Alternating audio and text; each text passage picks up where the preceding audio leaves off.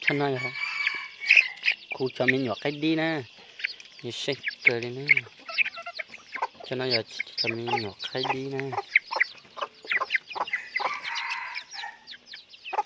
Tụi nó ấy tụi bò. Bé plau tụi lâu. Plau tụi lâu hoặc trâu tụi bò nè.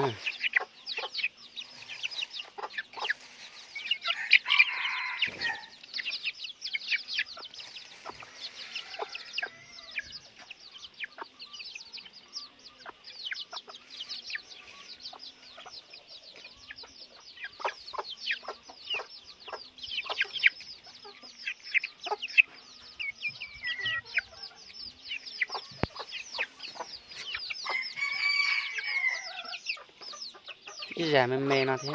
Già mê mê khu giọt cái đi thế này.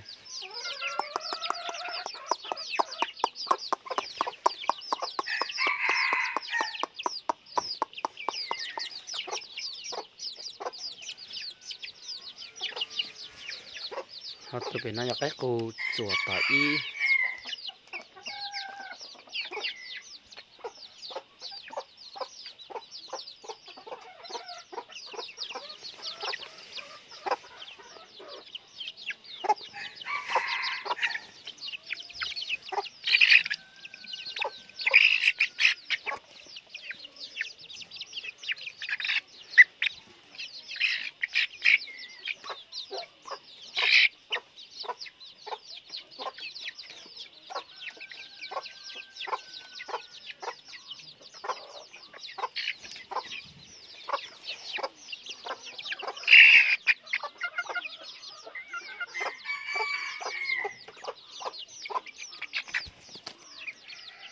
Xanh tịt tía cho cái này mà xanh tịt tía nó bỏ chua mà khiết chua li lon thôi sẵn nổi tê tà li